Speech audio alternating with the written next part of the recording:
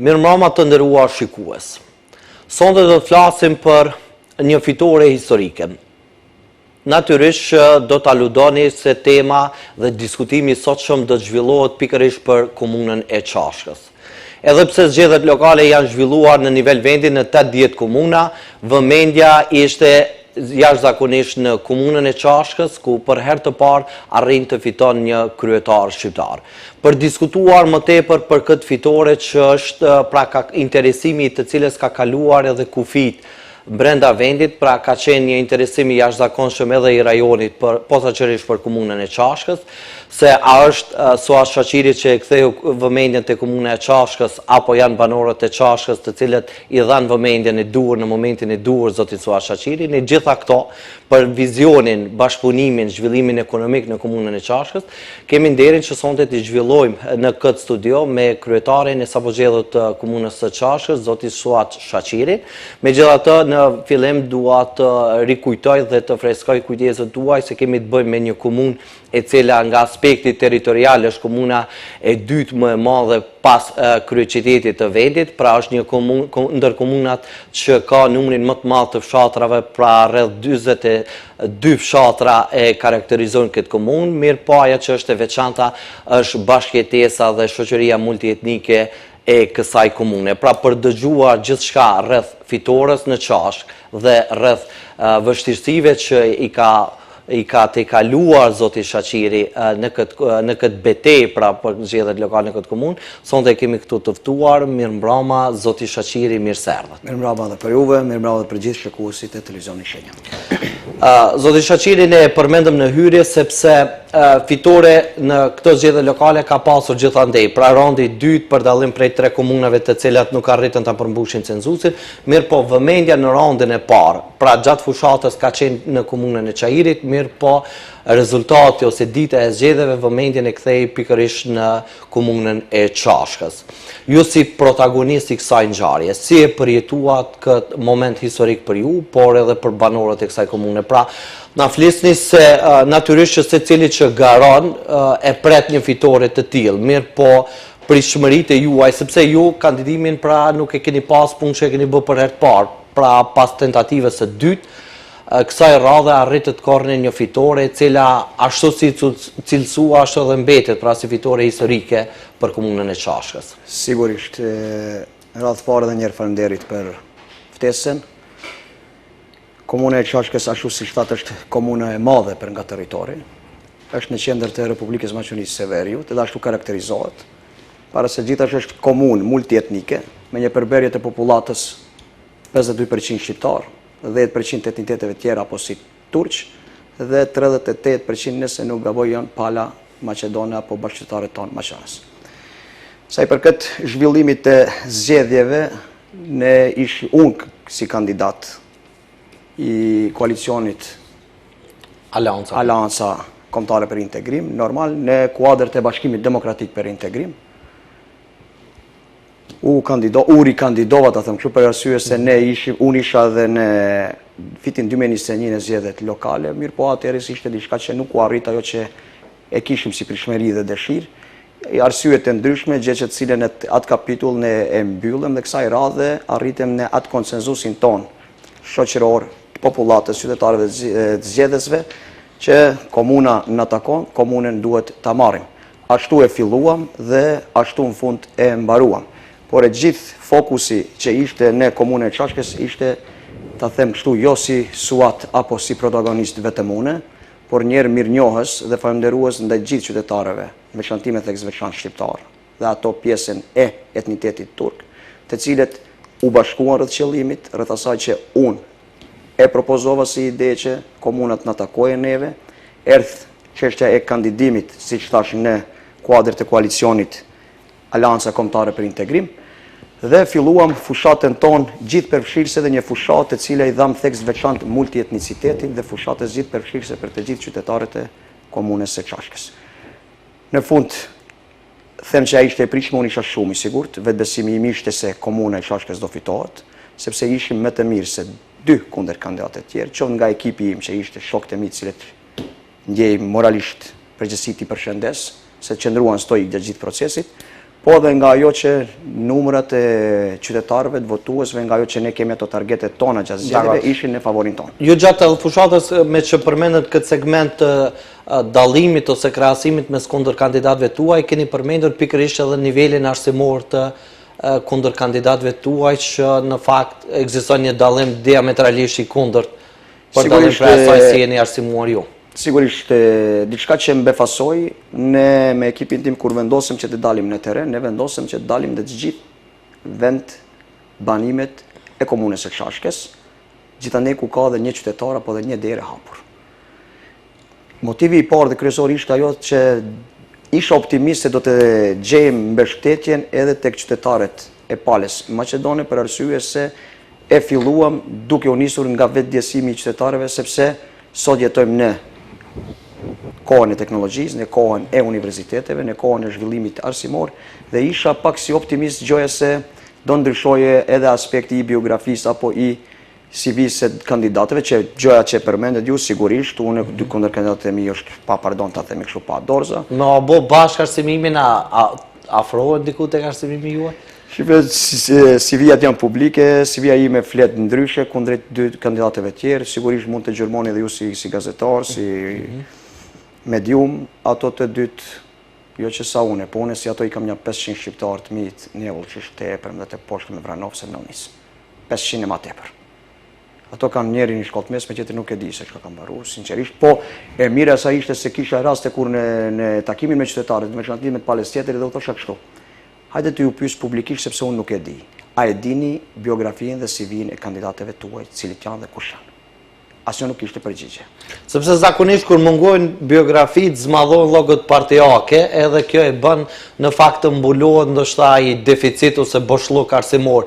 Sa për ta informuar opinionin publik, zoti Suat Shaqiri, pra kryetari aktual i komunës së Çashkës, është në proces pra doktorant në shkencat juridike, nëse nuk gaboj zoti Shaqiri.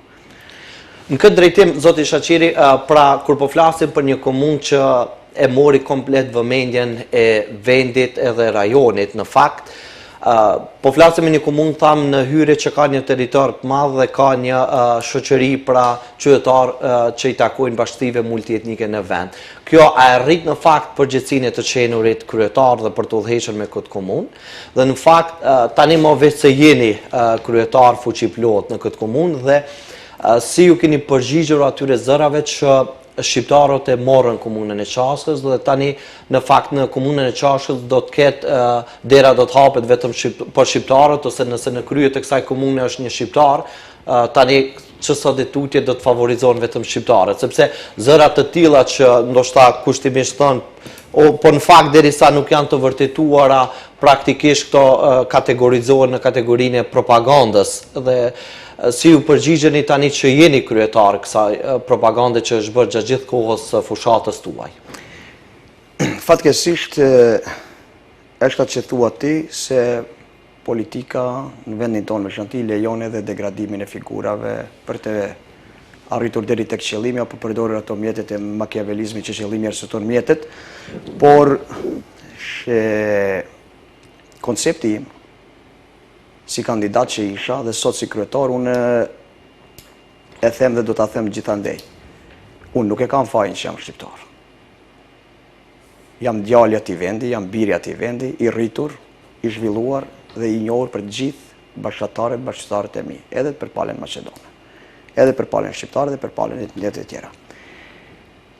Ajo që hasem ne që flasim se a do t'jetë shqiptar, ajo unë gjatë gjithë fushatës time trasova ato që Shtetet e Bashkuara të Amerikës asnjëherë për një moment nuk kanë hupur pozitat geopolitike, geostrategjike dhe ndikimin global në botë vetëm se dikur zgjodhi një person me ngjyrë.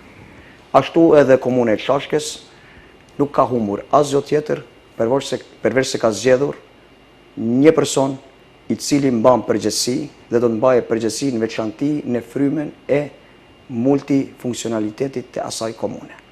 Dhe sa për informacion, nga ato që dikur përshkruan një shqiptar, se do ne e marrin shqiptarët, do ndodhe Shqipëria e madhe. Mos lejoni që të vjen një shqiptar në komunë, tek pala tjetër që zhvillojnë këtë lloj fushate. Unë nëse sigurisht se nuk jam pjesë e egzagerimit të çështjeve të përditshmërisë që unë funksionoj për këto 4-5 ditët që jam aty, po dita e parë e imja filloi duke vizituar qerdhen e cila ndodhet afër komunës Shashkës dhe dera e parë që u qel dhe u hap ishte nga ana ime ishte vizita tek fëmijët e palës maqedone për t'i përshëndetur dhe për t'u treguar se si duhet të jemi ne shembulli dhe pastaj qytetarët ta zbatojnë.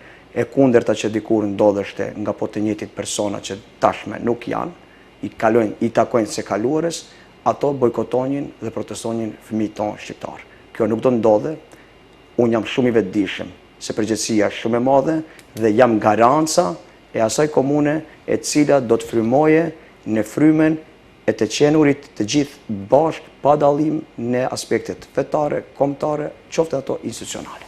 Mbase ju, zoti Shaqiri, e keni marrë edhe mësimin nga gabimet e atyre, sepse nëse ka çësje selektive dhe kur përgjigjen dhe krijojnë ndasi në qeverisje, prandaj edhe merret edhe porosia e duhur që qytetarët i dërgojnë në histori këtë model të leadershipit apo të udhëheqjes në nivel lokal. Prandaj edhe shembullin që dha që ditën e parë të punës e keni filluar pikërisht duke bërë një veprim të kundërta për dallim prej ish kryetarëve apo paraardhësve tu në komunë.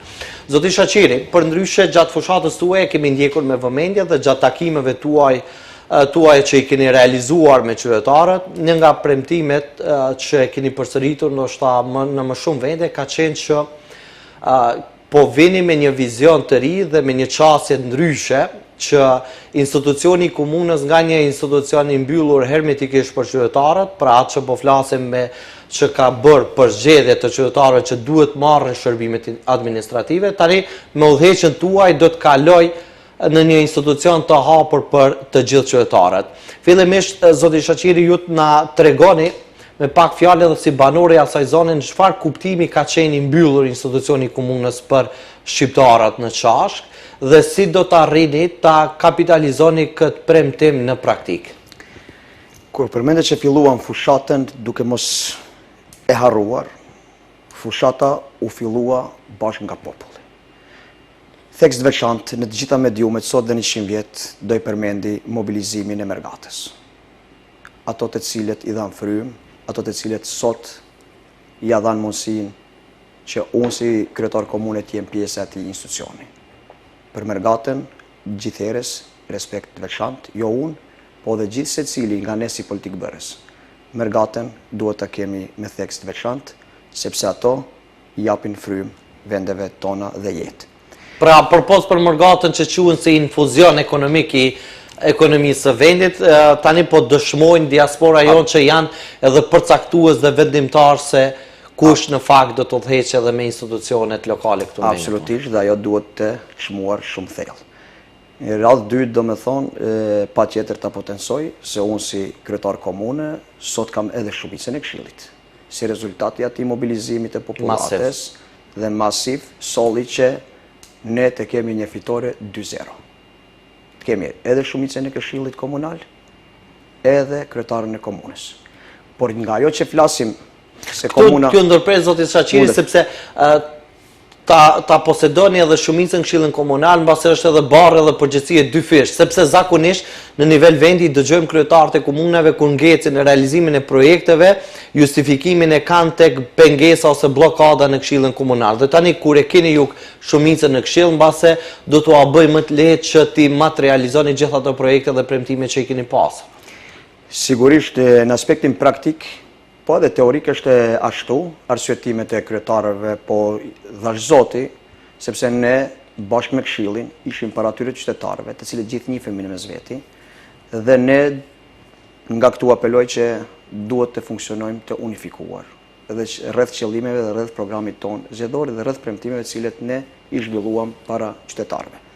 Kështu që nuk besoj dhe nuk dyshoj në funksionalitetin dhe profesionalizmin e Këshillit komunal, sepse tash kemi shumicën dhe nuk duhet lejuar luksi që këshilltarët e partive oponente, të them, LSMS dhe VMRO-s, të presin nga anash që ato të shfaqen si shpëtimtar apo të shfaqen si të gëzuar nga nëse ne dëshojmë në diçka që duhet të jemi të unifikuar.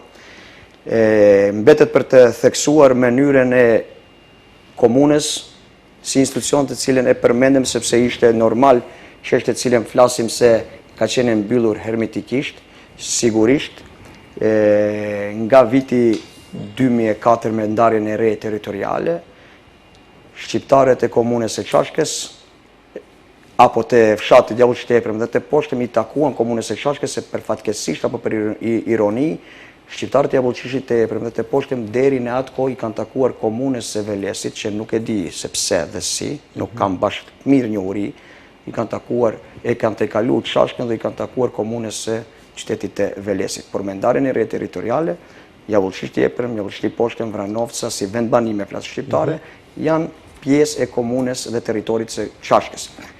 Dhe kur flasim se ka qenë institucioni i komunës i mbyllur, sigurisht me shumë argumente dhe fakte, sepse deri me sot ne i kemi 2 apo 3 të punësuar shqiptar nga gjithsejt administrata e komunës, e para. E dyta, nga që shqiptarët nuk kanë qenë të unifikuar, ne kur nuk e kemi patur fatin të kemi 6 këshilltar, por zakonisht kemi qenë të ndarë 2 këshilltar shqiptari, një subjekti, një këshilltari tjetëri subjekt dhe asnjëherë shqiptarët s'kan qenë bashkë. Tani nga 11 këshilltar gjithsej 6 janë. Nga gjithsej jemi domethënë 6 këshilltar. 6 këshilltar, kemi shumicën. Pse e mbyllur? E mbyllur sepse në të gjitha projektet kapitale, shqiptarët vetëm janë shfryzuar me projekte ad hoc gjatë fushatave apo gjatë marrëse mandateve të kryetarëve të dikurshëm. Dhe për ironi është të potencohet, ne sot ballafaqohemi 16 vite e sallë sporti e cila për 16 vite radhazi është premtuar dhe kur nuk është mbaruar. 16 vite ato fëmijët atyre shqiptarëve nuk kanë patur fushën e sportit, nuk kanë patur as sallën e sportit. Kemi fatin që tash jemi në fazën përfundimtare dhe të jetë pjesë të cilën ne do ta shfrytëzojmë edhe me prerjet e shiritit të kuq, edhe ashtu. Nuk flas aspekte tjera infrastrukturore të cilat kanë qenë vetëm sa për sy e faqe që unë fatkeqësisht e ndjeja atë manipulim të politik berjes, por nuk ishte momentusi cilën për duhet të vim deri tek ajo që sot ndodhi të unifikimi. Do të flasim edhe për këto çështje veç e veç, por kur jemi tek çështja e institucionit të komunës, zoti Shaqiri, ju dhat mjaftueshëm argumente të qarta që flet për edhe numri të punësuar në komunë që është jashtëzakonisht i ulët, duke marrë përballë shumicën e popullit shqiptar që janë shumicë në atë komunë, që vetëm 2-3 të punësuar në komunë që të mund t'i përgjigjen nevojave dhe kërkesave të banorëve të asaj zone. Por megjithatë, kur po e konstatojmë nga ju si banor dhe tani si kryetari aktual i Çashkës që gjendja vërtet ka qenë e tillë, cilat janë hapat tuaj dhe cili është plani juaj konkret, sepse kjo gjë nuk mund të bëhet sot për sot, në fakt nëse kjo gjë ka ndodhur ky diskriminim permanent për një periudhë gjatë kohore, kjo gjë tani nuk mund të ndodhë anasjelltas brenda javës së parë që e keni këtë detyrë. Cili është plani juaj konkret dhe hapat tuaj në vazhdim që ta ndryshoni këtë çështje jo të duhur të qeverisjes? Unë personalisht si kryetari i komunës, ditët e para jam ballafaquar me ato çështje të cilat sjellin në pa të vërtetën e përfaqësimit institucional. Fatkeqësisht duhet ta potencojmë këtë dhe ne apeloj tek çdo shqiptar, sidomos tek çdo qytetari i komunës së Çashkës, me veçanti ato të cilët ishin dhe mbështetës së drejt për drejt, në komunën e Çashkës vetëm janë mallverzuar çdo shqiptar i cili në mënyrë të shkurtër kohore ka punuar dhe zhveshuar nga puna. Do të thotë të gjithë që janë bërë ato lëvizje tektonike se shkon filani në punë, do dalen nga puna vije, kanë qenë çështje të kontratave të përkohshme, 2-3 mujore, shfrytëzo dhe largo. Kështu që plani im strategjik dhe premtimi im është se jam rritur me etjen e të qenurit një shqiptar që don ta shef komunën me shqiptar të përhershëm në atë institucion. Gjë të cilën ne nga dita e parë, unë personalisht jam ballafaquar me çështjen e akteve të mbrojtshme të institucionit, pjesën e buxhetit të institucionit, çështjet të cilat kontratat fiktive jo fiktive, kontratat e përkohshme, të cilat jam duke elaboruar, jam duke parë, shoh vendet të cilat ndryshimin e sistematizimit, nga dalë sigurisht ajo nuk bëhet as për një ditë dhe as për një javë, janë procedurat e cilet tavolina ime dhe karika ime u them edhe disa shokëve është 100 gradë për momentin, për arsye se premtoj dhe garantoj që vizioni im është që shqiptarët ta marrin hisen e tyre. Nuk do doja asnjëherë diçka e cila nuk do të jetë frutdhënëse pas një viti, pas një muaji apo pas 4 viteve. Jam kryetar komune i cili nuk e shoh aspektin populist dhe material vetëm që qëllimi im personal të realizohet. Jo, kam dhënë premtimin se para atij populli nesër do të flasin veprat, nesër do të flasin projektet dhe punet. Dhe për këtë zotohem. Por që është çështje kohe, sepse ti mos të kesh qasje për 25 vite radhazi dhe 35 vite që nga pluralizmi i këtij shteti. Është diçka që hyn në një tunel që nuk e din edhe drita e fundit ku ndodhet. Por zotohem për kapacitetet e mia, për shokët e mi të cilët do t'i kem mbas dhe i kam pas meje, që ne si shqiptar do ndjehemi krenar dhe do të marrim hisen e cila na takon. Asgjë më tepër dhe asgjë më pak. Zoti Shaqiri, ju përmendët paraprakisht çështjet infrastrukturore që ndodhen. Në fakt, gjendja ashtu si është vetëm në vendbanime shqiptare apo në tërë territorin e vendit. Flasim për çështjen, sepse këto gjëra i keni përmendur edhe gjatë fushatës, çështja e rrugëve konkretisht, çështja e ujësjellësit, çështja e kanalizimeve që ne sado që nuk pranojmë realitetin që flasim për këto tema që janë çështje elementare, po është edhe më e dëmshme nëse nuk flitet për këto gjëra, sepse sa shumë flitet edhe sa pak punohet në këtë drejtim, paramendos sikur se fare mos diskutoj për këtë çështje. Prandaj edhe natyrisht ju keni tashmë pozitën e kryetarit të komunës, po flasim për probleme që vërtet janë esenciale për jetesë, për kushte bazike në këtë drejtim. Dhe në fakt na qartësonit, na jemi një pasqyrë të gjendjes reale të këtyre 3 segmenteve që përmenda, edhe cilat janë hapa tuaj në këtë drejtim se si do të veproni ju tani e tutje që këto të paktën a ju mjaftojnë 4 vite për t'i rregulluar këto probleme esenciale që përballen banorët e Çashkës. Fatkeqësisht, e mira e asaj që unë nxora në pa, ishte dalja e ime drejt për drejt me ekipin tim teren. Shkum derë në derë, shtëpi në shtëpi në çdo vendbanim. Shife, se ndonjëherë merr dhe konotacionin tjetër politik dhe akuzohet pushteti ose akuzohet politikberja qendrore dhe kështu me radhë. E mjerueshme situata në çdo vendbanim të komunës së Çashkës. Fakti se të shkosh dhe të takosh bashkëqytetar të përkatësisë etnike tjetër dhe të ballafaqohesh në atë vendbanim dhe të tregoje që i dashur kandidat në gjithë jetën ujë të pishëm nuk kemi në këtë vendbanim. As për palën Maqedone. Thot në vendbanimin tjetër thot i dashur kandidat thot ne nuk kemi thot asnjëherë mjek. Gjatë cilat ishin të dhimbshme dhe unë u them kështu dhe nga këtu dhe gjithandej. Gjithkush që ishte kryetar komune e që ishin gjithkohës pala tjetër, kur njerë nuk e kanë treguar të vërtetën në institucionet qendrore dhe në politikberjen e këtij shteti. Pse? Kanë fshehur të vërtetën, kanë shprelar vetëm trunin e qytetarëve, kanë funksionuar vetëm në 4 muret e atij objekti të komunës.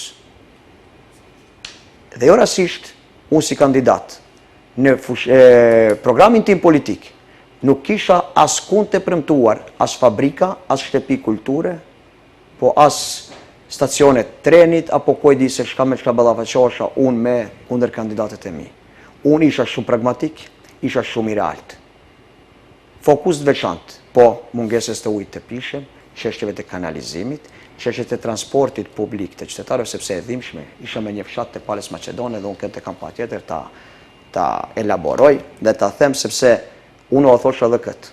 Shifnje, derisa ne kemi ranë në këtë pikë dhe në këtë situatë si popull, si qytetar, dhe me çantiju si palë tjetë, apo si bashkëtar tonit, që u kanë udhëhequr bitë tuaj, të them, biri juaj, fëmiu juaj, bashkëtari juaj, u akalen në këtë situatë, nuk e bën Maqedonë më të mirë. Po dhe nëse unë do isha sot, dhe do të ballafaqoheshin gjithë qytetarët që nuk u bën shqiptar më të mirë. Kjo është ajo cilën, sepse populli dhe kur gabon, përsëri ai ka të drejtë, që është i manipuluar. Por të hasesh dhe të flasësh me bashkëqytetarin i cili thotë unë nuk kam të transport publik, shkuarja ime deri në qytet. Ka kosto shumë më shtrejtë. Ishte kostoja më e lartë. Dhe i përllogaritja unë, nëse ai sot shkon të marr pensionin, nesër do të shkojë në vizitë mjekësore. Pas nesër më duhet diçka në rrugët administrative, të kryet ndonjë obligim të ndonjë dokumentacioni. Sa duhet të ketë koston ai për të shkuar të kryej shërbimet e tij? Gjysmën e pensionit. Me taksi private, ose me veturë private. Kështu që këto gjëra neve nuk na bën as shqiptar më të mirë, as maqedon më të mirë, sepse ato shfaqen kështu dhe prandaj kam këtë konkluz. Mos lejoni që të na udhëheqë një shqiptar, mos lejoni që ta marrin ato institucionin, sepse komuna duhet të si institucion të shkojnë në vendet shqiptare apo diçka. Por kjo doli si rezultat i asaj që ne ishim shumë të sinqertë edhe ndaj palës maqedone. Ne hapëm dyert të Qokut, kërkuam besimin dhe votën, gjë për cilën kishim mbështetje minimale, por shumë simbolike. Edhe nga ato, por shpresë për ato se ne duhet të funksionojmë dhe përgjithësi se ne duhet të japim frymë multietnike dhe në bashkëjetesë të përbashkët me gjithë qytetarët e komunës së Çashkës. Dhe kjo është përgjithësia të cilën them në qoftë se mandati im fillon dhe mbaron, duke mos i realizuar këto elemente dhe projekte esenciale, besoj që nuk do të isha i plotësuar dhe nuk do isha pjesë e politikës. Sepse edhe pyetja konkrete ishte këtë drejtim, zotë Shaqiri, sepse ju keni konstatuar gjendjen e mjerueshme të këtyre të rrugëve, të infrastrukturës në përgjithësi e kanalizimit të ujësillësit, po në fakt tani më ka kalu pjesa e fushatës elektorale. Tani më jeni në pozitë që duhet merrni veprime konkrete në këtë drejtim. Dhe duke pas parasysh për gjitha këto problematika që po i konstatoni, a janë të mjaftueshme 4 vite, zoti Shaqiri, për të rregulluar këtë çështje? Unë nga dita e parë thash dhe them edhe para qytetarëve dhe atë do të dëshmoj. Unë do punoj sikur asnjëherë nuk do të humbi pjesën të qenurit të atij institucioni. Por për të gjitha këto gjëra nuk do të arsyetoj kohën, por do të arsyetoj efikasitetin tim dhe përkushtimin tim në atë institucion. Çështja se a do mjaftojnë 4 vite apo jo, sigurisht veprat do të flasin më shumë se sa fjalët e mia këtu në këtë studio. Sepse kur flisni se për gjendjen e tillë edhe në fshatrat e banuar me Maqedonanë, domethënë tashmë s'kemi të bëjmë me ndarje etnike, kemi të bëjmë me një përtacie mungesë vullnetit për të punuar në dobi të banorëve nga paraardhësit tu në komunën e Çashkës, zoti Shaqiri. Ne për çështjen arsimore folëm edhe në pjesën e hyrjes, që është një pjesë mbase që ju karakterizon dhe është ndoshta edhe një plagë e banorëve të Çashkës. Në këtë drejtim, zoti Shaqiri, çfarë premtime konkrete keni pasur dhe sa në fakt tani është shumë herët për të folur për veprime konkrete që keni marrë, po cilat janë hapat dhe planit tuaja për klimën e bashkëjetesës nëse folëm për çështjen e aspektit administrativ, si do të arrini që me menaxhimin tuaj duke qenë në krye të komunës, kultura e bashkëjetesës të transmetohet edhe në bankat shkollore. Sepse kemi hasur, do thotë kemi parë edhe dokumentare të ndryshme që janë realizuar, dhe sidomos nga gazetari Mema nga Shqipëria, sidomos me banorët, pra posaçërisht me banorët e Çashkës, ku nxënësit shqiptar kanë pasur problem edhe me arsimimin në gjuhën e tyre anëtare.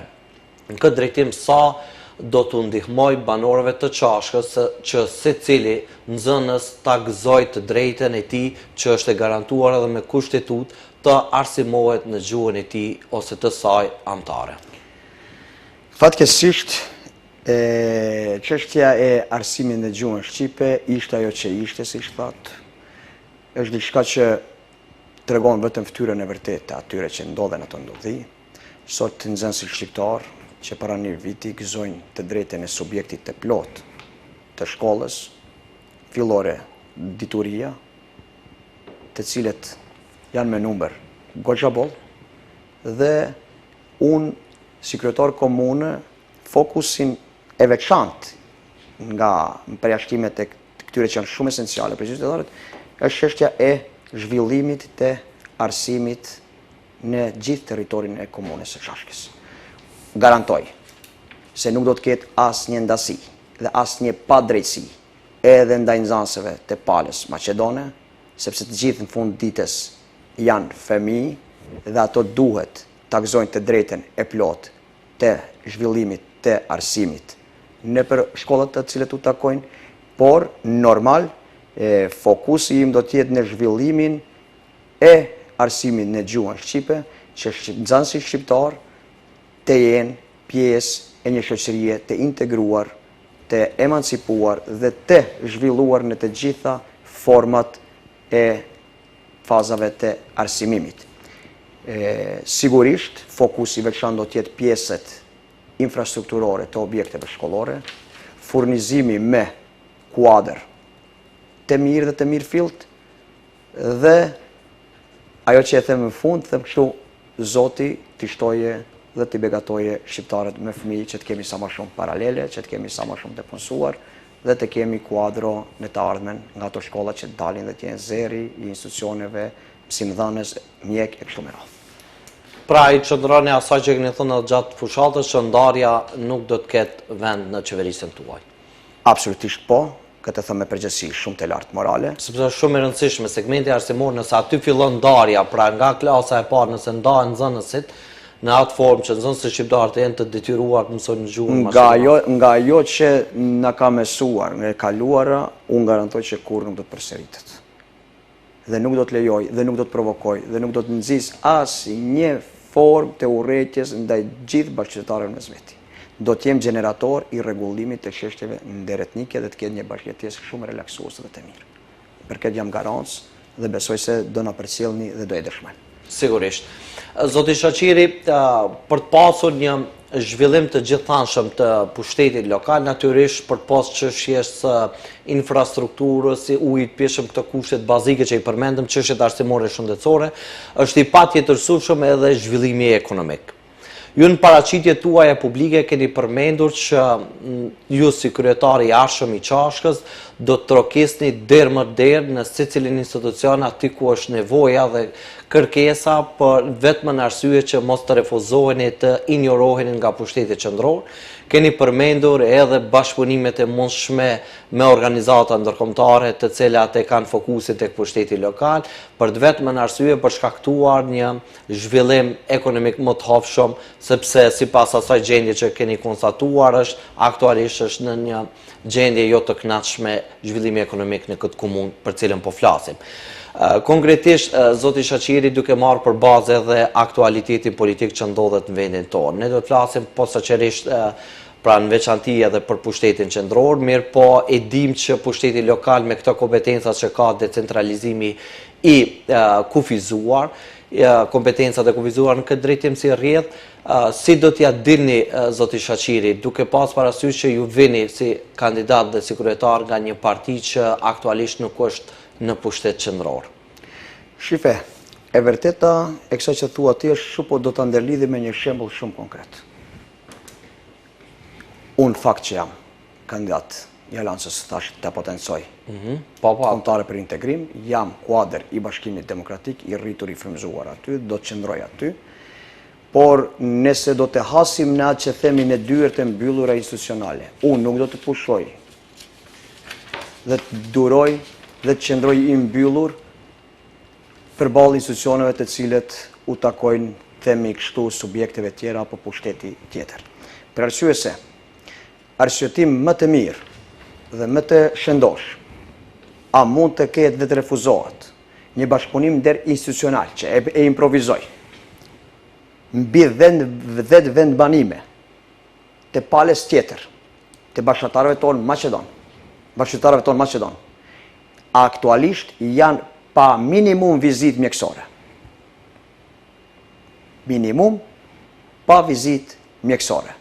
Dhe unë si kryetar komune obligohem që të ngrej zërin deri tek organet kompetente, institucionet kompetente, duke u nisur nga Ministria e Shëndetësisë e deri tek institucionet tjera adekuate për këtë çështje, a thu vallë do të hasi në veshin e shurdur të atyre të cilët ushtrojnë sot pushtetin? Pra ju do të Po sfidoj të pyes ty. Pra ju po Dhe i pyes të gjithë ato të cilët do të jenë pjesë e institucionit. Ju po tentoni që ta pasqyroni, pra nëse do të hasni në bllokat për këtë gjë ta di gjithë opinionin mbar vendit. E kam thënë edhe në çështjen e fushatës zgjedhore. Do të sfidohet nga kryeministri deri tek në ministri, e zëvendës kryeministri, i parë apo i dytë, si do që t'i quajnë. Po, qytetarët e komunës së Shashkës nuk kanë asnjë shërbim të vetë mjekësor. Dhe vallë, ne nuk do mundemi që të kërkojmë një zgjidhje të përkohshme. Jo, këtë çështje e keni të garantuar edhe Absolutisht. Domethënë, unë e premtova dhe unë do të jem zeri i asaj, sepse unë nuk them punsoj mjek të përhershëm në disa vendbanime, sepse ne e di monopolin dhe tregun e shëndetësisë dhe të mjekëve, nga reduktimi i pacientëve, numri i vogël i pacientëve. Por, që mos gjejmë zgjidhje, që të ketë pjesë shtëpitë e shëndetit. Shtëpitë e shëndetit janë të rënuara, janë të përmbysura, janë të lëna në fatin e mjerueshëm. Ato pse janë ashtu, nuk e di une, le në bëjnë llogari gjithkushi, por kam bindjen se institucionet qendrore nuk janë të informuara për shumë çështje të cilat ndodhet sot fati i qytetarëve të komunës së Shashkës. Dhe po të më thënë kështu, flasim nga dhe aspekti moral, po dhe nga aspekti ligjor, po dhe nga aspekti bashkëpunimit institucional. A do jetë e moralshme kërkesa e një kryetari që i takon Aleancës Kombëtare për Integrim, thënë kështu opozitës, që kërkon të drejtën e qytetarit që të kryej shërbimin mjekësor, vallë, a do ketë mundësi ta refuzojnë këtë lloj kërkese të bashkëpunimit? Ka të bëjë kjo se kush ka është? Ka pasur raste të tilla, zoti Shaqiri, ku çerdhet nuk janë hapur për çështje inatesh mes ministrit dhe kryetarit komunës që i kanë takuar. Po nuk e përballoj deri në fund. Po, dakor, ja. E hapi se fuqia e popullit është më e madhe. Zeri i qytetarit dhe i prindërit është më i madh. Po dhe zeri i pacientit është më i madh. Dhe përgjegjësia për vdekjen e një pacienti apo një bashkëqytetari për mospasje të shërbimeve mjekësore, besoj se është më e madhe se sa inatet e dikuja dhe atërmbetjet e dikuja për arsye të ndasive partijake dhe politike. Mbetet ta shohim zoti Shaqiri edhe pse unë garantoj që do të jem zeri i qytetarëve. Do të jem edhe bashkë me ato qytetarë dhe paraderët dyreve të institucionit. Unë vi nga populli. Unë do t'i përgjigjem popullit. Dhe në fund të ditës, e mira ime është që unë të flej në bramje mirë dhe populli të jetë mirë. Përndryshe, në çdo bllokazh le të mbajmë përgjegjësi. Ata që bllokojnë. Absolutisht. Unë këtë garantoj që do të jem zeri i tyre deri të dalën në pahë e vërteta se kush është fajtori që nuk realizohet them filan projekti. Sepse ne nuk kërkojmë pushime verore. As nuk kërkojmë liçene kujdi për plazhat e pushime verore. I kërkojmë ato të cilat dikush i ka fshehur për 35 vite razi, pa dallime etnike. Ato të cilat kanë qenë aty në atë komunë, kanë fshehur të vërtetën edhe ballafaqimin e qytetarëve. Dhe pa fjet turpi, dy kandidatë e mi, u analizoj programin zgjedhor, thotë ne premtojmë shtëpitë e kulturës. Kujt ja premton shtëpinë e kulturës? Derisa kanë lënë prindit, kanë lënë trit dhe pleqt pa shërbime mjekësore, pa transport publik, pa ujë të pishëm. Përvoja na ka mësuar që kemi pasur zakonisht programe zgjedhore kopjohen prej komunave tjera edhe mendohet që mund të aplikohet edhe në komuna. E kundërta, unë dhe ekipi im, para përgatitjes së programit të fushatës zgjedhore, ishte e përgatitur nga tereni, me ditë të tëra, javë të tëra shkuam drejt për drejt nga qytetarët. U prezentuam kështu. Jemi pjesë e ekipit të cilët do të jemi pjesë e zgjedhjeve. Ju lutemi, na tregoni çka duhet për këtë vendbanim, si shkon kjo puna për këtë vendbanim, cilat janë hallet e këtij vendbanimi dhe ne në fund të gjithë atë program zgjedhor e përpiluam në bazë të kërkesave dhe nevojave të qytetarëve. Prandaj ne nuk kishim shtëpitë e kulturës. Ne nuk kemi diçka që është e pakapshme apo nuk i duhet kujt. Kujt i duhet shtëpia e kulturës?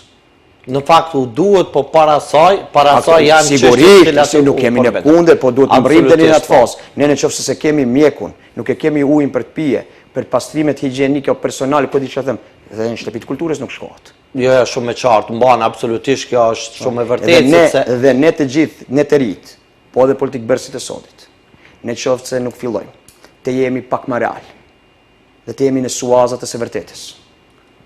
Ne, do vuajmë edhe shumë si shoqëri përgjithësi në Republikën e Maqedonisë së Veriut.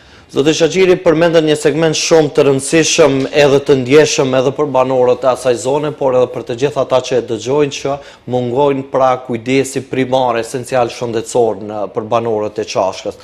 Ju tani shumë herët mbase për t'u parashtruar këtë pyetje, por me që jeni këtu në studio, jeni vetëm javën e parë që keni marrë detyrën, po kur po flasim për një çështje kaq të rëndësishme dhe jetike për banorët e asaj zone, keni kontaktuar me ministrin aktual të shëndetësisë, zotin Aliu? Do të thonë, aktualisht unë apo keni planifikuar që unë e ka pas si temë shumë të prekshme dhe të ndjeshme, sepse ushtrova dhe postin e drejtorit organizativ në klinikën universitare të pulmologjisë dhe i di çështjet esenciale dhe çështjet më të ndjeshme të atij vendi që nga vi. Dhe edhe pse e dija më para, po aktualisht isha pjesë e asaj që ndodhen sot. Unë jam duke përgatitur agjendën time, pjesët e akteve, kërkesave, dhe se si do të filloje nga e hana, zbatimi i çështjeve të kërkesave dhe çështjeve të fuqes në praktikë të programit tim zgjedhor. Kështu që, vetmja çështje me të cilën do të ballafaqohem pa asnjë bllokim timi, ta them kështu, dhe pa hiç fije të dertit, duke trokitur institucionet kompetente, sa mos ne, Ministria e Shëndetësisë, do t'jem unë dhe qytetarët. Mjek do duhet të adresohet tek ato qytetarë. Edhe unë kam zgjidhje për këtë, kam ofertë për këtë. Thash nuk dëshiroj të kemi ne poliklinikat atje, dhe pse jo, por nga ajo që duhet ad hoc, fillesare, që të zgjidhet ky problem. Të paktën një vizitë mjekësore në javë, në 2 ditë apo në 3 ditë, duhet të kenë ato vendbanime. Keni raporte me zotin Nazir Aliu, me që keni qenë edhe drejtor në këtë klinikë? Ministri Nazir Aliu e njoh si figurë, si ministër, por nuk kam patur rastin tim, sepse nuk ishte në kohën time minister ai. Dakor. Por do të na e bjerë rasti që të takohemi, që të ballafaqohemi dhe që të shpallim kërkesat tona për atë vend. Zoti Shaqiri, jeni me fat që jeni në fillim të mandatit tuaj dhe ne në fakt nuk kemi hapësirë dhe nuk është korrekte t'ju kërkojmë më tepër, t'ju bëjmë presion për punën që duhet t'i bëni, në fakt, po ne natyrisht do të ndjekim punën tuaj. Ne akoma jemi në planet tona. Definitivisht. Që do të materializohen dhe ajo patjetër se do ndodhë. E kuptojmë dhe kjo natyrisht është e kuptueshme, por megjithatë prekëm segmentet të caktuara që janë të rëndësishme për banorët e Çashkës dhe ju tani para se të kalojmë me një segment tjetër për të diskutuar edhe për aktualitetin në nivel qendror, me pak fjalë na përshkruani se si e parashihni Çashkën e pas 4 viteve, se si është Çashka sot, ju dëgjuam, e kemi parë dhe kemi dëgjuar edhe prej banorëve tjerë, mirë po me juve në krye të Çashkës, si e parashihni. Pra të na përshkruani me pak fjalë çka do të ndryshojë Çashka me Suad Shaqiri në krye. Çashka veç se ka ndryshuar. E ka ndryshuar vetëm kryetarin deri në këtë moment, mirë po në terren punët besoj që edhe prishmëritë e gjithë qytetarëve dhe dëshirën e çdo qytetari në veçantë të palës tonë apo të shqiptarëve. Kjo është faza e parë. Faza e dytë, Çashka e pas 4 viteve do të jetë çashk, shembull për të gjitha komunat. Ashtu siç dham një shembull për të gjitha komunat tjera dhe për të gjithë popullin shqiptar dhe maqedon të cilët jetojnë këtu, sepse ashtu i kam informacionet, sepse ne kemi qenë shembulli të gjithë tjerëve, aspekti i mënyrës i zhvillimit të fushatës zgjedhore, ofertave e pjesës reale të asaj, ashtu edhe Çashka do të jetë shembull nga gjitha aspektet, aspekti infrastrukturor, aspekti kulturor, aspekti arsimor, zhvillimi i ta them i vetëdjesimit edhe tek pala tjetër se do të jetë një bashkëtesë pa ndërprerje, pa paragjykime, pa ndasi, me një infrastrukturë. Besoj të mos them kështu, po në të gjitha vendbanimet të cilët janë shumë të ndjeshme dhe esenciale, aspekti infrastrukturor, aspekti i rrugëve, mirëmbajtja e rrugëve në veçantë. Mirëmbajtja e rrugëve. Një javulçisht me 800 fëmijë shkollë fillore, të jetë me sallë sporti, të jetë me kushte shumë të rëndësishme, me kantë për fëmijë, sepse ato fëmijë nuk kanë patur kurrnjëherë kantë për fëmijë dhe ajo ishte e dhimbshme, dhe shumë projekte tjera të cilët doja lëm kohës se të dëshmohen.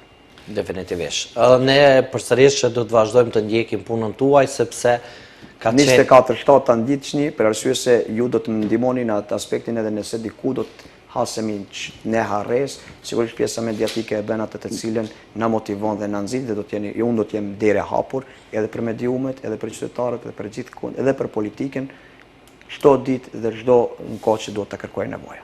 Kjo në fakt është edhe niveli më i lartë i vetdijes të secilit politikan që lidhshmëria dhe nevoja për të qenë të hapur me mediat është e pakontestueshme. Tani zoti Shaqiri, çashka nuk po e lëm anash, çashka mbetet aty ku është, po do të diskutojmë edhe për zgjedhjet lokale në nivel vendi, e pse po diskutojmë do ta kuptojmë më vonë se pse pikërisht me juve po i trajtojmë edhe këtë tema.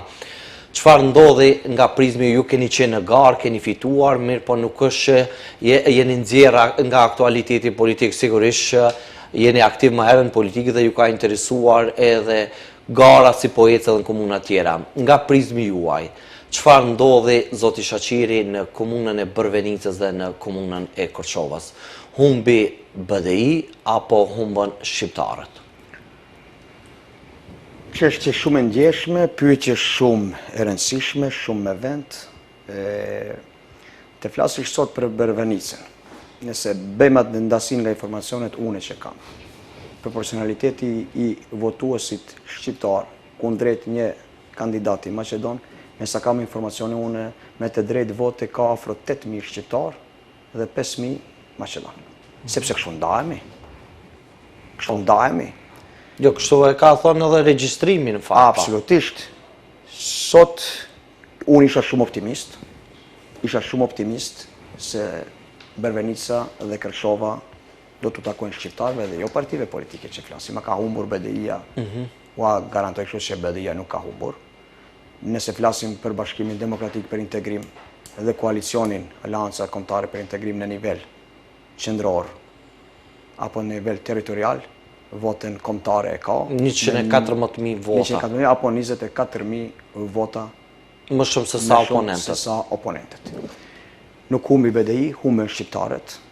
Shqiptarët humben kandidatin në Bërvenicë i cili dha gjithçka, bëri gjithçka dhe ofroi gjithçka që kishte në aspektin njerëzor, vetëm e vetëm jo si figurë, jo si individ, por si çështje e ndjeshme e asaj që i takon të udhëhiqet nga një shqiptar. Kjo fatkeqësisht nuk ndodhi, historia do ta gjykoje. Këto çështje fatin e kishim ne në 2021 kështu, por deshti Zoti që arritëm të vetdjesomi. Për 4 vite të Për 4 vite, kjo nuk e dija do zgjasin, sigurisht nëse flasim për zgjedhjet lokale janë të rregullta 4 vite, po mbi gjitha prishmëritë mia njohës i politikave aktuale dhe të kaluara, kjo do ta sjellë të mirën tek shqiptarët një herë për gjithmonë. Kjo që po ndodh ky fenomen nuk është i shëndetshëm për ne shqiptarët, nuk është i mirë për ne si shqiptarë në nivel Republikën këtij shteti. Të gjithë ne e dimë të kaluarën e këtij shteti, të gjithë e dimë të kaluarën politike, institucionale dhe kombëtare të këtij shteti, por që fillon të na përsëriten disa gjëra, nuk është mirë të na përsëriten. Sigurisht presin nga shqiptarët ato të cilët me vetdije apo pa vetdije, them, ka ngabuar apo nuk ka ngabuar, që kjo nuk duhet të na përsëritet sepse çdo histori e cila përsëritet fundin e ka të mjerueshëm. Të dhimbshëm. Zoti Shaqiri, keni kontaktuar ju me zotin Ramadani për t'i dhënë një mbështetje morale pas kësaj situate që ka të kaluar? Unë në atë vend kam edhe shok të mi të mirë. Nuk e njohur mirë ato qytetarë, por ajo që më gëzon fakti, ne me Haqim Ramadanin kishim kontakte në përmes miqve të mi, mbështetjen time morale dhe njerëzore e ka patur në çdo dritaret mediumeve. Sepse gjatë fushatës fotografitë tuaja të bashkuara me zotin Haqim Ramadani janë shpërndarë gjitha ndej. Ne njihemi, kemi shkëmby mendime indirekte dhe direkte, sigurisht, por Haqim Ramadani të jetë krenar, nuk ka humbur Haqim Ramadani. Haqim Ramadani do të jetë edhe më i fortë. Fatin e tij e kisha unë 2021, por i shpresoj dhe po rikthehet fuqishëm. Po, të rikthehet edhe ai përsëri fuqishëm, nuk do duhet të dorëzohet, kjo është vetëm një betejë, lufta nuk është e humbur. Sepse zoti Shaqiri, oponentët tuaj nga koalicioni Vlen, humbje në Bërvenicë, u atribuojnë në fakt në kostot të vetë zotit Ramadani, e cilësojnë që ka bërë gabim strategjik që në rondën e parë ishte kandidati koalicionit Vlen, e pasaj në rondën e dytë ka dalë kandidati pavarur për te linjave partijake dhe si gabim tjetër e cilësojnë edhe shkuarje në diasporë me kryetarin e degës së partisë tuaj. Dhe çka tash? Ti mobilizojmë shqiptarët, votojnë kundër shqiptarit?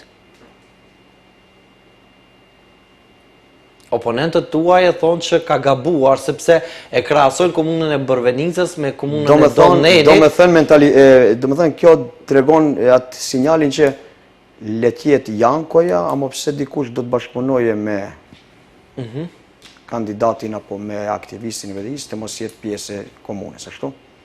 Edhe kjo është mirë për neve si shqiptarë. Zoti Mexhidi nga kjo studio ka thënë që rastin e Bërvenicës e kishim në komunën e Dolnenit, ku koalicioni Vlen është përplasur me VMRO-n, po për shkak se kandidati nuk ka bërë zhurmë gjatë fushatës së tij, kemi arritur ta mposhtim VMRO DPMN në Dolnen. Dhe kjo gjë, sipas zotit Mexhidi, nuk ndodhi në Bërvenicë për shkak se zoti Hachim Ramadani te kaloi përtej linjave partijake, doli i pavarur dhe partneri i koalicionit pasaj nuk e dinte se është i koalicionit Vlen apo i AKI-s, zoti Hachim Ramadani. Po nëse flasim në mënyrë demonstrative, sa mbaj mend unë, Hachim Ramadani largoi logot edhe të Vlenit, edhe të AKI-t, edhe gjithkujt dhe bëri apel që unë nuk jam më i asnjëres parti, jam i popullit.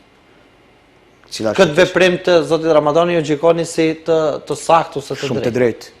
Dhe tash miqtë e mi, të cilët ishin të Aleancës Kombëtare për Integrim, ju bashkangjiten.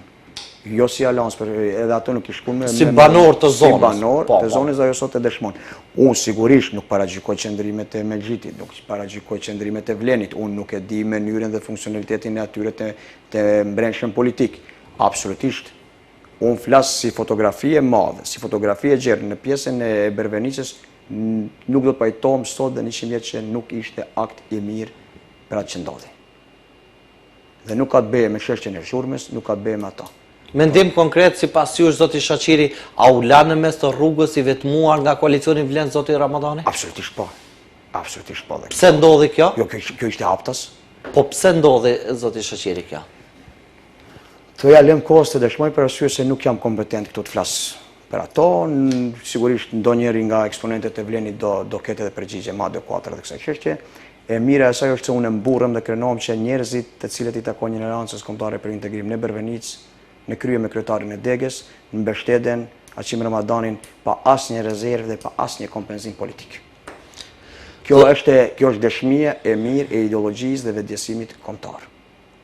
Për tjetër diçka më tepër nuk mund nuk dëshoj të keq kuptohem sepse është çështje e mbrenshme në kuadër të saktë, kuptoj plotësisht zoti Shaqiri. Më intereson ta dëshmoj se po Aleanca Kombëtare për Integrim dhe njerëzit siç kryetari i Degës edhe kundër kandidatit që ishte i Aleancës, i mbështetur nga Aleanca Kombëtare për Integrim, ishte dëshmi që publikisht me prezencë fizike në diasporë dhe gjithandej këtu e mbështeten. Tjetra mbetet për të diskutuar në pjesën e Vlenit. Në kuadër të oponentëve tuaj, zoti Shaqiri, çfarë ndodhi në komunën e Kërçovës? Sepse në garë ishin 3 kandidatë shqiptar, pra një prej Aleancës Kombëtare për Integrim, një nga koalicioni Vlen dhe një kandidat i pavarur. Sërish më duhet të citoj kundër kandidatët, apo në fakt oponentët tuaj politik, nga koalicioni Vlen kanë thënë që BDI ka garuar në Kërçovë me 2 kandidat, duke aluduar që dhe zoti Shkodran Alili ka qenë i nxitur nga partia cilës i takoni ju. Unë kuptoj edhe kompetencat tuaj, mirë po jo rastësisht thash, tani do ta kuptojmë edhe pse po i diskutojmë këtë çështje me ju. Nga prizmi juaj, nga këndi juaj. Jemi sinqert, nuk jam i thirrur edhe të flas edhe politikën qendrore të Bashkimit Demokratik për Integrim. Jo, po flasim për garën që ndodhi në Kërçovë, zoti. Po, ka sipas mendimit tim, domethënë janë 2 elemente kryesore. E para është ajo që ne qoftë se dikund na rrezikohen neve komunën në këtë formë që po ndodhi tash, thonë duhet të jemi të vetëdijshëm dhe të jemi sa më të unifikuar si shqiptar. Edhe pjesa tjetër është ajo të cilën kjo politika aktuale që po zhvillohet, këto lloj koalicionimesh me partner koalicionin e qeveri. Unë vlerësoj se është shumë e damshme dhe kjo u dëshmua dhe do vazhdoj të dëshmohet. Nuk mund të flas se Shkodrani, apo sepse nuk i di këto gjëra, edhe pse i takoj Bashkimin Demokratik për Integrim, nuk janë pjesë e organeve as të Kryesisë Qendrore dhe as ta them politikën e ngushtë të Bashkimit Demokratik për Integrim. Nuk më takon ta flas unë, sigurisht do të jem. Ne vetëm po flasim për rezultatin final në punën e Kërçovës. Nëse flasim për rezultatin final, kjo dëshmon se shqiptarët nuk duhet të jenë të përqarë. Si pasojë e kësaj ka ndodhur edhe ky. Kjo po, dhe mbështetja e shqiptarëve ndaj kundër kandidatit, nuk e di emrin si e kishte. Zoti të vëmëros? Sepse ta flasim kështu pa hamendje. Edhe unë isha kandidat shqiptar. Me 700 shtëpi të hapur derën në palën Maqedone. E dini sa vota morën në Maqedone? Sa vota, zoti Shaqiri? 30 vota. Kjo më dhem punë. Dhe nuk mund të besoj Edhe pse gjatë gjithë që kohës shqiptarët e pas një lufte, ku aty buron frymëzimi, qytetarët të cilëve i takojnë dy universiteteve, ashtu si që dim që janë të themeluar, sepse unë kam mbaruar aty. Unë e di që atë dirë kur kam hyrë në ligjerata e kam aty të dëshmorin që e shifsha çdo ditë. Dhe sot në ndodhe kjo. E papranueshme. Nuk kam koment. Sinqerisht nuk kam koment se nuk dëshiroj të dal nga konteksti. ju kuptoj plotësisht. Nuk dëshiroj t'ja humbi fokusin pozitiv dhe atë darsmen e madhe të komunës së Çashkës, sepse fati jonë i mirë në komunën e Çashkës, ne ishim të gjithë qytetarët të bashkuar. Kjo më gëzon fakti dhe unë jam krenar me të gjithë shoket të cilët i kam atje, pa dallim në cilat tabore politike kanë qenë të adresuar, por kësaj radhe treguam vetëdijsim popullor, vetëdijsim të lartë politiko-kombëtar, ne u bashkuam dhe ja rezultati sot. Qartë. Zoti Shaqiri, këto dy pyetjet e fundit nuk ishin të rastishme, ju paralemrova nga fillimi, madje kishim nevojë të dëgjojmë një perspektivë tuaj edhe për politika qendrore edhe për aktualitetin politik në nivel vendi, për të vetëm në arsye se kohëve të fundit kemi dëgjuar dhe kemi parë lëvizje edhe praktike të dëshmuar për reforma në Bashkimin Demokratik për Integrim. Madje në preskonferencën e liderit tuaj, zotit Ali Ahmeti, prapa ti ishit edhe ju. Tani, kur po flasim për reforma, po flasim në të njëjtën kohë që BDI gjithandej vendit krenohet me fitoren tuaj në komunën e Çashkës. Ju e përmendet kalimthi që nuk jeni antar në kryesin qendrore të partisë dhe me një varforme refuzua të jepni mendime nga pozicioni cilin jeni me të drejtë të plot.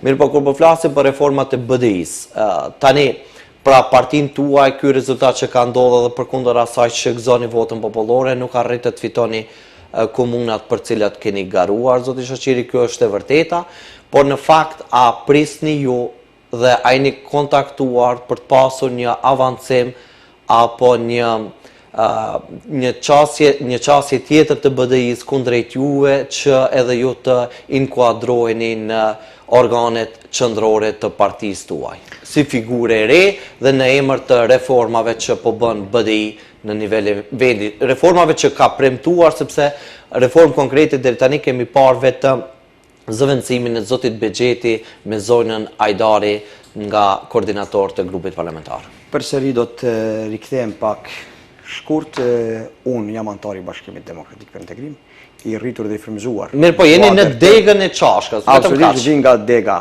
apo kryesia, antarësia e komunës së Çashkës. Unë i rritur dhe veproj të vazhdoj të jem nën ombrellën e Bashkimit Demokratik për Integrim dhe pas liderit ton Ali Ahmetit, se i përket çështjeve të reformave, sigurisht nga mediumet, nga pjesa e strukturave shoqërisë të cilët jemi pjesë e Bashkimit Demokratik për Integrim, ka zërat, jo që zëra, po dhe është oficialisht se do të ketë kongres në 20 dhjetor në kuadër të Bashkimit Demokratik për Integrim. Unë jam tepër optimist se Bashkimi Demokratik për Integrim nuk është tash humbës. Sot Bashkimi Demokratik për Integrim bashkë me koalicionin thashgëzojnë të drejtën e 24.000 votave me tepër mbar vendit dhe mbar vendit. Bashkimi Demokratik për Integrim do të del edhe më i fuqishëm se ç'është, sepse ky lloj manifestimi që po ndodh tek subjekti jonë është çështje të cilën do të kalojmë me shumë modesti. Aspekti i reformave nuk mund të flasë se cilat do të jenë pjesë e reformave, se do të jenë pjesë e reformave. Kështu, atëherë ta bëjmë më qartë pyetjen, zoti Shaqiri. Unë nuk jam i thirrur në atë rrugë për arsye se nuk kam shumë informacione. Ta konkretizojmë pyetjen. Zoti Shaqiri, a jeni i gatshëm për të dhënë kontribut në partinë tuaj në BDI në nivel qendror?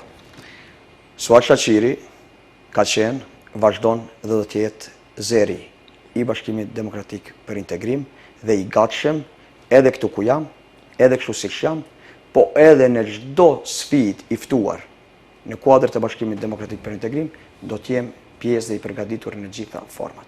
Kështu që janë çështje të organeve brenda partijake, janë çështje të liderit ton Aljamjetit. Sigurisht, gjitha ftesat të cilat do të jenë për t'ju përgjigjur subjektit tim, unë do t'jem i gatshëm të përgjigjem pozitiv. Edhe pse nuk pres diçka konkrete, nuk jam i informuar për kur gjë konkrete, por që do t'jem dhe pjesë dhe zeri i Bashkimit Demokratik për Integrim. Për popullin tim dhe për gjithë qytetarët e Republikës Maqedonisë së Veriut, do t'jem i gatshëm për çka tjetë e nevojshme. Zotë Shaqiri më informojnë nga regjia që jemi krejt në fund. Shumë shpejt. Prandaj edhe për mua ishte njëjtë, kaloi shumë shpejt koha, diskutimi me juve ishte të paktën nga kjo tavolinë i frytshëm, urojmë që edhe për shikuesit këtë qenë i tillë. Prandaj ne shpresojmë që qeverisja juaj në Çashk të jetë model dhe shembull suksesi edhe për kryetarët maqedonas që udhëheqin me komuna që gëzojnë ngjajshëm popullsisë shqiptare, dhe ju urojmë më të mirën e ne do të vazhdojmë të ndjekim punën tuaj atje që t'ju mbajmë për fjale për premtimet e dhëna nga terreni, por edhe nga kjo studio. Faleminderit zoti Shaqiri. Faleminderit edhe juve, ndjesni se diçka e kemi të pruar, por çdo gjë që flas unë janë fjalë shpirtit dhe nuk janë fjalë të cilat i kam përgatitur apo i kam shkruar paraprakisht.